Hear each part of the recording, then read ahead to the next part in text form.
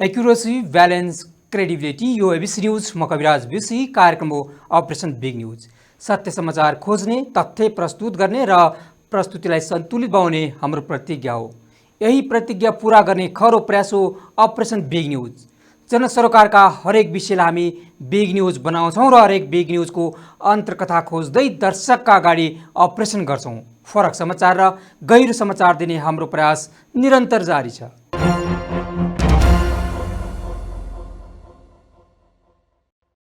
दर्शकवृन्द, सरकारको नीतिका कारण देशभरका 73वटा nursing college बन्द भएपछि विद्यार्थीहरू भारतमा पढ्न जान बाध्य भएका छन्।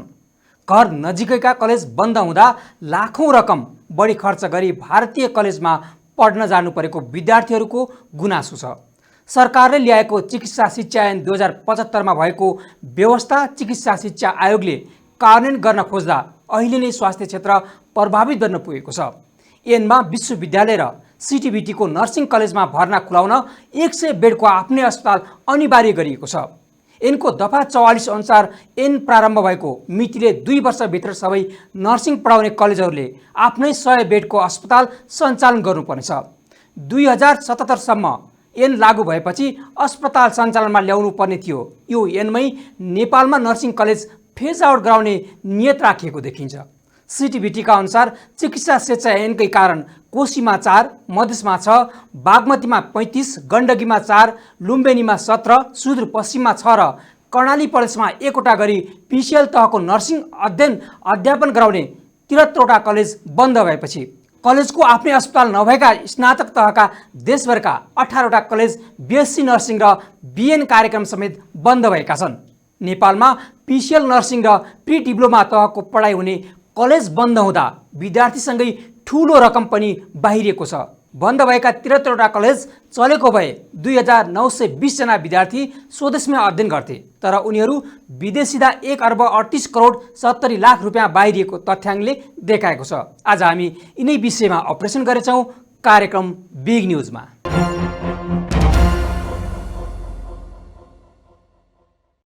दर्शकवृन्द, नेपालका कलेजहरू धमाधम बन्द हुन थालेपछि नेपालको सीमावर्ती भारतीय सहरका कलेजहरू नेपाली विद्यार्थीको लागि ढोक्सा थापेर बसेका छन्। नेपालमा 73वटा नर्सिङ कलेज बन्द हुँदा नेपाल सीमावर्ती भारतीय सहरहरूमा 163वटा नर्सिङ कलेज खुलेका छन्। भारतमा गत सालसम्म general nursing and midwifery CNM course थियो। त्यो कोर्स कक्षा 12 सकेपछि लिन्थ्यो भने, तर अहिले नेपालमा 73वटा शैक्षिक संस्था बन्द भएपछि त्यसको लगत्तै भारतको गत सालको बजेटमा 163वटा नर्सिङ कलेजसम्म बोर्डरमा खुल्यो। नर्सिङ मात्र होइन, पारामेडिकल र इन्जिनियरिङ समेत पढाइ हुन थालेको छ।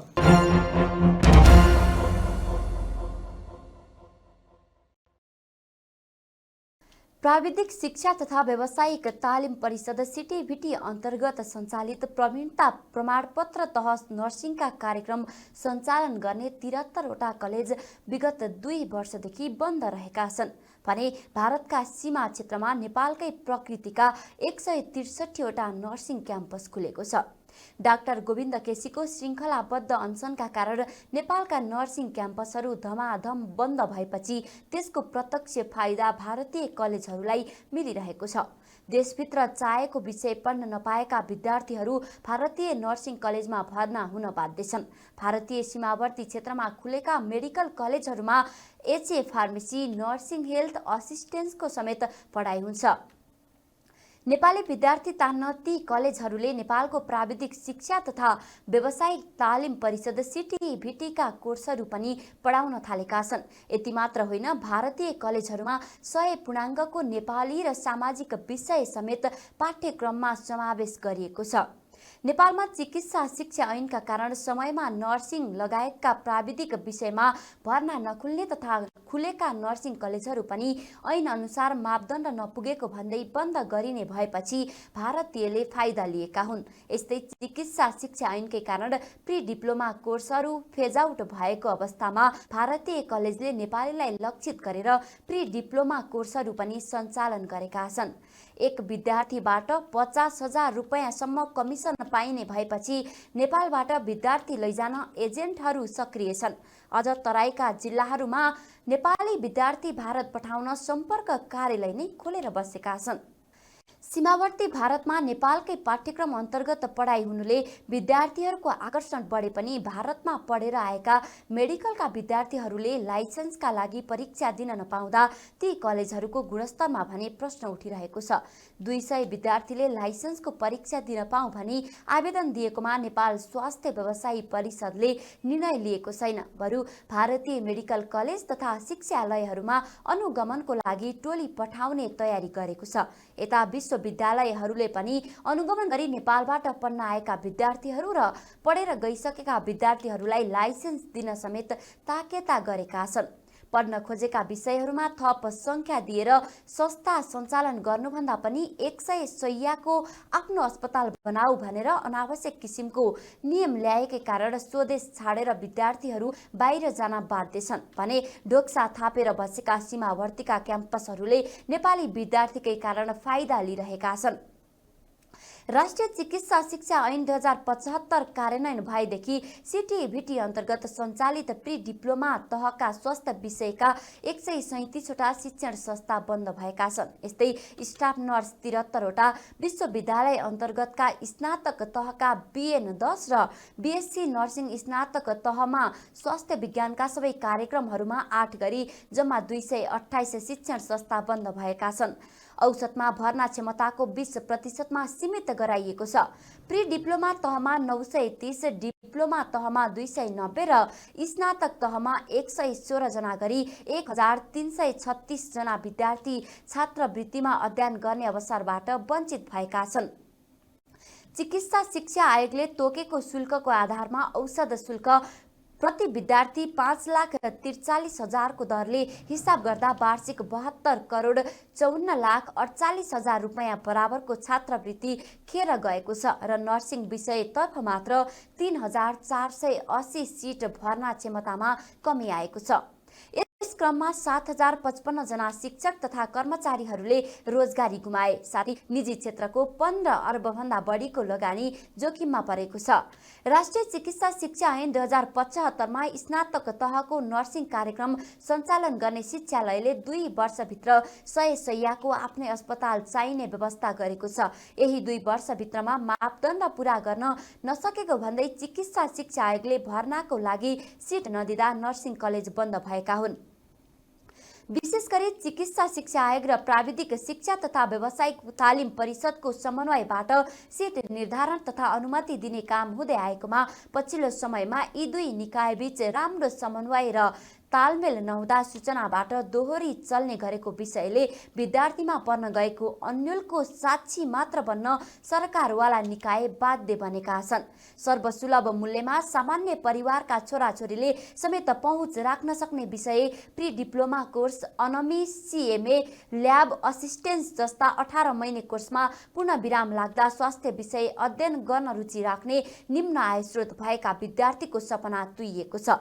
मानव जीवनसँग प्रत्यक्ष सरकार राख्ने स्वास्थ्यको विषय अध्ययन गर्दा व्यावसायिक रूपमा प्रयोग गर्न नसकिए पनि जीवन उपयोगी शिक्षा भएकोले यो घर परिवारकै लागि पनि उपयोगी हुन्छ। स्वास्थ्यको विषय अध्ययन गर्दा सिप्नै खेर जाने पक्कै हुँदैन। छोटो समय र कम लागतमा अध्ययन गर्न सकिने विषय खारेज गरेर सरकारवाला निकायले PCL तहको अध्ययन अध्यापनलाई प्राथमिकता दिँदै आएको सन्दर्भमा विशेष गरेर स्वास्थ्यतर्फको नर्सिङ विषय अध्ययन गर्न चाहनेमाथि थप अन्यल र अन्याय भएको छ। सँगै यो क्षेत्रको दक्ष जनशक्ति आवश्यक रहेको सन्दर्भमा समेत यसले रोकावट पैदा गरिरहेको छ। डाक्टर गोविन्द केसीको आमरण अनसनपछि नर्सिङ कलेज सञ्चालन गर्न 100 शय्याको अस्पताल हुनुपर्ने र प्री डिप्लोमा कोर्स खारेज गर्ने विधेयक ऐनमा रूपान्तरण भएर आयो। स्वास्थ्य क्षेत्रको परिवर्तनमा साधकी जीवन व्यतीत गर्ने डाक्टर केसीको भूमिका अतुलनीय छ। तर गरिबका छोराछोरीले पहुँच राख्न सक्ने स्वास्थ्य विषयमा भएका तगाराहरू पन्छाउन आवश्यक छ। अध्ययन गर्न चाहनेको विषय पढ्न बन्देज गर्नु उपयुक्त होइन। प्राविधिक शिक्षा तथा व्यावसायिक तालिम परिषदले निर्धारण गरेको पाठ्यक्रम अनुसार निर्धारित समयमा प्रयोगात्मक अभ्यास गराउन सम्बन्धित नर्सिङ कलेज जिम्मेवार हुनुपर्छ।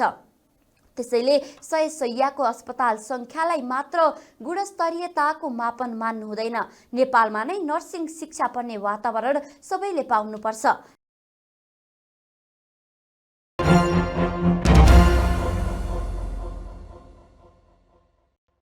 दर्शकवृन्द, नेपालका डिप्लोमा तहका जे पाठ्यक्रम छन् त्यो पाठ्यक्रम जस्ताको तस्तै भारतको विश्वविद्यालयहरूले एससीसीबाट कोर्स सुरु गरेका छन्। यता प्रवेश परीक्षा दिनुपर्नेदेखि अनेक लफडा भोग्नुपर्ने बाध्यता रहेको छ। नेपालको एउटा नर्सिङ कलेजले 40 जना विद्यार्थी पढाउँथे। भारतमा खोलिएका कलेजले भने 100 देखि 150 विद्यार्थीसम्म पढाइरहेका छन्। यतिसम्म कि भारतीय कलेजले नेपालमा पढाइ हुने विषय नै राखेर पढाइ गरेका छन्। ती भारतीय कलेजहरूले नै नेपालमा आफ्नो सम्पर्क कार्यालय समेत खोलेका छन्।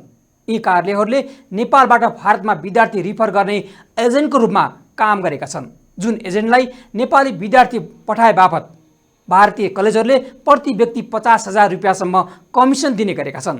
यसबारे सरकार बेखबर जस्तै बनेको छ। नेपालमा नर्सिङ पढाउन 100 बेडको अस्पताल अनिवार्य गरे पनि भारतमा भने त्यस्तो नीति छैन, जसअनुसार भारतीय नर्सिङ कलेजको आफ्नै अस्पताल पनि छैन र होइन यथार्थमा प्रयोगात्मक तथा अन्य निजी अस्पताल तथा स्वास्थ्य संस्थासँग सम्झौता समेत गर्नु पर्दैन, जसले गर्दा विद्यार्थीहरूले प्राक्टिकल नै गर्न पाउँदैनन्। प्राक्टिकल नै नगरी उत्तीर्ण भएका नर्सहरूले दिने सेवाको गुणस्तर कस्तो होला? प्रश्न अनुत्तरित छ। तर दुर्भाग्य, भारतबाट यसरी बिना प्राक्टिकल उत्तीर्ण भएका नर्सहरूलाई नेपाल नर्सिङ काउन्सिलले धमाधम लाइसेन्स दिइरहेको छ। क्लिनिकल प्राक्टिकल नै गर्न नपाएका नर्सहरूलाई काउन्सिलले किन लाइसेन्स दिइरहेको छ? यस विषयमा सरकारले चासो दिन सकेको छैन। थप रिपोर्टसित आउनेछौँ एकैछिनको ब्रेकपछि।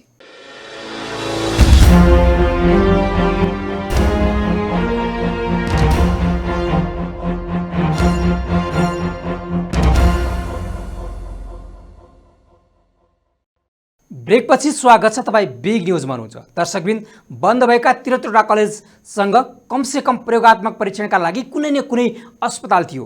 सरकारी वा निजी अस्पतालसँग सम्झौता गरेर नेपालका नर्सिङ कलेजहरूले क्लिनिकल प्राक्टिकलको व्यवस्था गर्दै आएका थिए। कुनै समय नेपालमा स्टाफ नर्स पढ्न खोज्ने विद्यार्थीहरूको सङ्ख्या 20,000 भन्दा बढी थियो।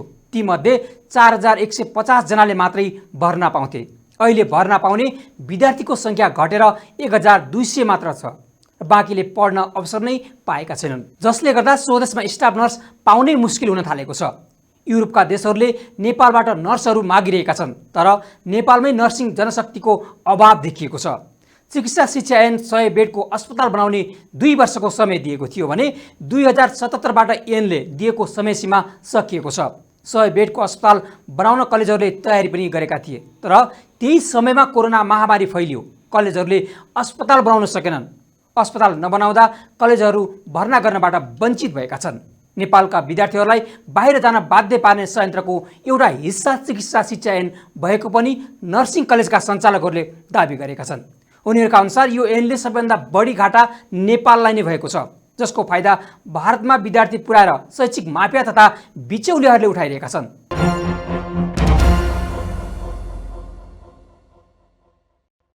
राष्ट्रिय चिकित्सा शिक्षा ऐन 2075 को प्रावधान अनुसार गठन भएको चिकित्सा शिक्षा आयोगले काम सुरु गरेपछि मुलुकभरका 228वटा प्राविधिक शिक्षालय बन्द भएका छन्। उक्त ऐन आउनु अघि नर्सिङ कलेजलाई 100 शय्याको आफ्नै अस्पताल नभए पनि अन्य अस्पतालसँग सम्झौता गरेर पठन पाठन सञ्चालन गर्न सकिने व्यवस्था थियो। सरकारले ल्याएको उक्त ऐनका कारण आफूहरूको 15 अर्बभन्दा बढी लगानी जोखिममा परेको भन्दै प्राविधिक चिकित्सा शिक्षा सरोकार सङ्घर्ष समितिले माइतीघर मण्डलामा धरना दिएको छ। देशमा चिकित्सा शिक्षा तथा स्वास्थ्य सेवा प्रणालीलाई प्रभावकारी रूपमा सञ्चालन गर्नेतर्फ राज्यलाई दबाब दिन समितिले असार 7 गतेदेखि चरणबद्ध आन्दोलन गर्दै आएको छ। पहिलो र दोस्रो चरणका आन्दोलनका कार्यक्रमबाट आफूहरूको माग सम्बोधन नभएको भन्दै समितिले शनिबार माइतीघरमा शान्तिपूर्ण सडक आन्दोलन सहित तेस्रो चरणको आन्दोलन सुरु गरेको हो।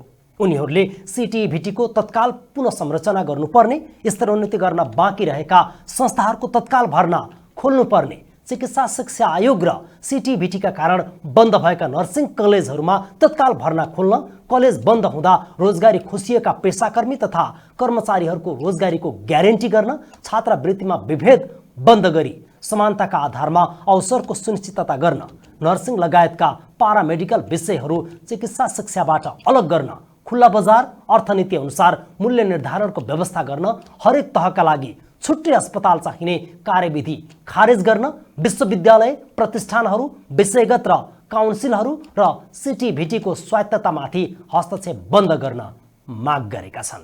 त्यस्तै उनीहरूले विश्व स्वास्थ्य संगठनको मापदण्ड अनुसारका सबै विधा समेटी दरबन्दी कायम गरी तत्काल पदपूर्ति गर्न, स्वास्थ्यकर्मी तथा संस्थाहरूको सुरक्षा, सुरक्षित काम गर्ने वातावरण, वृत्ति विकास तथा उच्च शिक्षा अध्ययनको अवसरको सुनिश्चितता गर्न, देशमा शिक्षा तथा स्वास्थ्य क्षेत्रमा भएको लगानीको सुरक्षाको सुनिश्चितता गर्न र नेपाललाई मेडिकल, नर्सिङ तथा पारामेडिकल शिक्षाको गन्तव्य बनाउने नीति अख्तियार गर्दै शिक्षण संस्थाहरूमा कोटा प्रणाली खारेज गर्न माग गरेका छन्।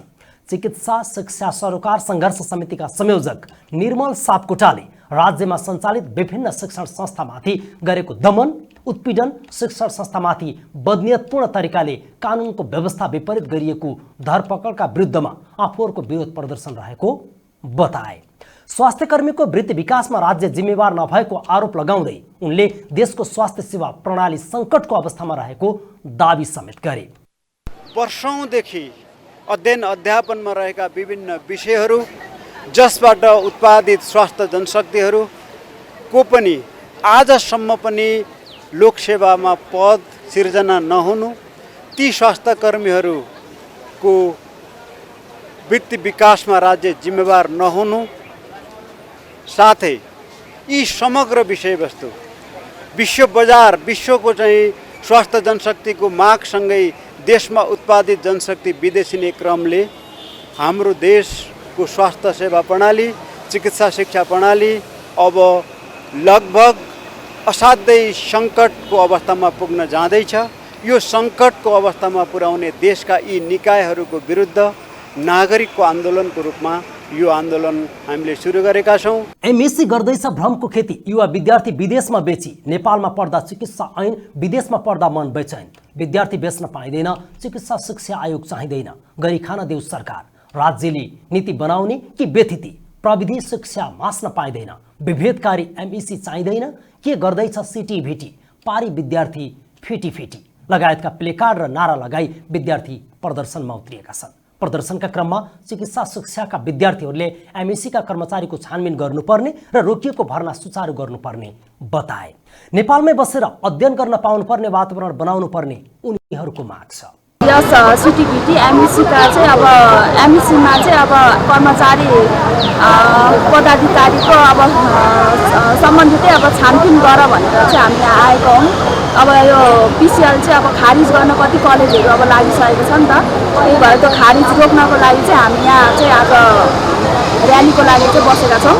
अब हाम्रो आगामी दिनमा आउने भाइ बहिनीहरूले पनि पढ्न पाउन्, खारिज नगरौँ भनेर चाहिँ हामी आज यस कार्यक्रममा चाहिँ अब सहभागी भएका हौँ। एडमिसन जुन रोकिएको छ त्यो चाहिँ नरोकिदिनु हुन चाहिँ अनुरोध गर्दछु र पछि हामी पछि पनि आउने भाइ बहिनीहरूले चाहिँ पढ्न पाउँ होइन। अनि नेपालमै प्रडक्सन कम भइसकेपछि अभियसली नै यही हाम्रै देशमै नै अवसर पर्नेछ है। अनि जुन पनि हाम्रो स्कोपै कम भइसकेपछि अभियसली विद्यार्थीहरू चाहिँ बाहिर जाने नै त्यसरी भइरहेको छ। त्यही भएर चाहिँ सकेसम्म चाहिँ एडमिसनहरू चाहिँ भविष्यमा गरिदिनु हुन्छ। त्यस्तै प्रदर्शनमा सहभागी चिकित्सा शिक्षा अध्यापक नर्मदा खनालले आफूहरूले 20औं वर्षसम्म नर्सिङ पेसामा काम गरेको तर अचानक कलेजहरू बन्द हुँदा आफ्नो रोजगारी खोसिएको भन्दै गुनासो गरे। आफू जस्ता हजारौं चिकित्सा शिक्षा कर्मचारीहरूको रोजगारीको ग्यारेन्टी सरकारले लिनुपर्ने उनको भनाइ छ। हामीले चाहिँ यहाँ भनौँ न 20औं वर्ष नर्सिङ पेसामा हामीले काम गरिसक्यौँ, हामी प्राइभेटमा काम गरेर बस्यौँ। तर अहिले आएर चाहिँ 81 यसरी कलेजहरू बन्द हुन थाल्यो। हामी चाहिँ थुप्रै नर्स दिदीबहिनीहरू चाहिँ बेरोजगार भएर गएका छौँ। अब हामी सरकारीमा जाने हाम्रो उमेर पनि छैन, हामी विदेश जाने उमेर पनि छैन। हामी 20औं वर्ष यहाँ काम गरेको ठाउँमा चाहिँ हामी पलायन भएर जाँदैछौँ। हामी धेरै एक्सपर्टहरू छौँ यहाँ यो फिल्डमा काम गरेको मान्छेहरू, तर अब कलेजै बन्द भयो। हामी पढाएर बसेको हुनाले कलेजै बन्द भइसकेको कारणले गर्दाखेरि हामी सबै बेरोजगार भएर बस्नु पर्यो। यो बेरोजगारीको चाहिँ कसले जिम्मा लिइदिने हो? सरकारले जिम्मा लिने हो कि सरकारले व्यवस्थित गर्ने हो कि अथवा भएका कलेज प्राइभेट कलेजहरूलाई चाहिँ सञ्चालन गर्न सक्ने सिचुएसन क्रिएट गरिदिने हो कि त्यो चाहिँ सरकारले गरिदिनु पर्यो। चिकित्सा शिक्षा ऐनका कारण सिटिभिटी अन्तर्गत सञ्चालित प्री डिप्लोमा तहका स्वास्थ्य विषयका 137 र स्टाफ नर्सतर्फका 73वटा शैक्षिक संस्था बन्द भएका छन्। त्यस्तै विश्वविद्यालय अन्तर्गतका स्नातक तहका बिएन पढाइ हुने 10 र बिएससी नर्सिङ पढाइने 8 गरी 228वटा शिक्षण संस्थाहरू बन्द भएका छन्। नेपालका शिक्षण संस्थाहरू एकैपटक बन्द गराइएपछि कोरोना कहरबीच 7055 जना शिक्षक तथा कर्मचारीले रोजगारी गुमाएका छन् भने निजी क्षेत्रको 15 अर्ब बराबरको लगानी डुब्ने जोखिम सिर्जना भएको छ। उता सीमापारी भारतमा भने नेपालको यो अवस्थालाई हेरेर नेपाली विषय समेत समावेश गरी सिटिभिटीको पाठ्यक्रम अनुसार 2022-23 को बजेट मार्फत 157 नर्सिङ कलेज स्थापना गरिएको छ। सीमापारी नेपाली विद्यार्थीलाई लक्षित गरी खोलिएका नर्सिङ कलेजहरूमा नेपालका विद्यार्थीहरूको भर्ना लिई धमाधम कक्षा सञ्चालन भइरहेका बेला नेपालमा भने त्यतिका नर्सिङ कलेजहरू बन्द हुनु दुःखद हो। अन्य देशका शिक्षण संस्थाहरू विभिन्न प्रचार सामग्री सहित तारे होटल र कन्सल्टेन्सीहरू मार्फत नेपाली विद्यार्थी तान्न लागि परेको अवस्थामा नेपालमा भने कसको फाइदाका लागि शिक्षण संस्थाहरू बन्द गरिएको हो? सम्बन्धित निकाय जवाबदेही बन्न जरुरी छ।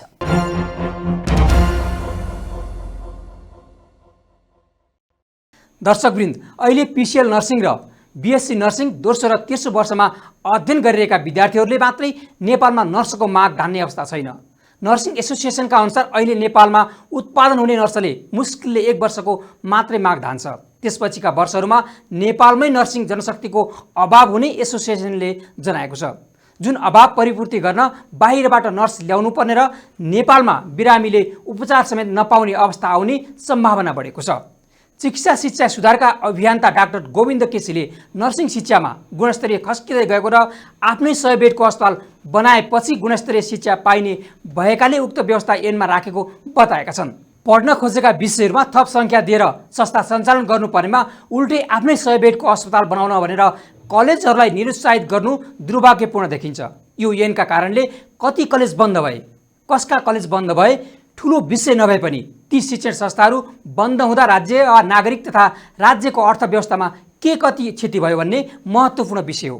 एउटा स्वदेशी लगानीकर्ताको लगानी असुरक्षित हुनु, राज्यबाट गुणस्तरीय शिक्षा प्रदान गर्न अब्बल ठरिएका शिक्षण संस्थाहरू विद्यार्थी विहीन हुनु, अभिभावकहरूले आफ्नै लगानीमा आफ्नै आँगनमा आफूले चाहेको विषयको अध्ययन गर्न गराउन नपाउनु, यिनी विषयको अध्ययन गर्न विदेशीदा ठुलो धनराशि विदेशी लगायत विभिन्न क्षति राज्यले भोगिरहेको अवस्था छ। चिकित्सा शिक्षा ऐनले पारेको दुष्प्रभाव सम्बन्धमा राज्यका सबै अङ्ग जानकार नभएका होइनन्। यति बेला पुनः ऐन संशोधनको माग राखेर आन्दोलनको सुरुवात गरिएको छ। पहिले पनि अप्ठ्यारो परिस्थिति सिर्जना हुन थालेपछि ऐन संशोधन गर्न नखोजिएको पनि होइन। नेकपा एमालेका अध्यक्ष केपी शर्मा ओली प्रधानमन्त्री हुँदा 100 बेडको अस्पताल चाहिने ऐनको प्रावधान संशोधन गर्न खोजिएको थियो। ऐन संशोधनको प्रयास नहुँदै ओली सरकार हटेपछि ऐन संशोधन गर्ने प्रयास पनि असफल भयो। त्यसपछि पटक पटक सरकार परिवर्तन हुँदा ऐन संशोधन गर्ने प्रयासले पूर्णता पाएको छैन। तर यो यसपटक पुनः संशोधनको आवाज बुलन्द बन्द गएको विषयमा सरकारले गम्भीर रूपमा सोच्न आवश्यक छ। अपरेसन आज सकिन्छ, भोलि अर्को बिग न्युजको अपरेसन गरेछौँ। गाउँ सहर दुनियाँ बिउजाउने हाम्रो अभियान जारी छ।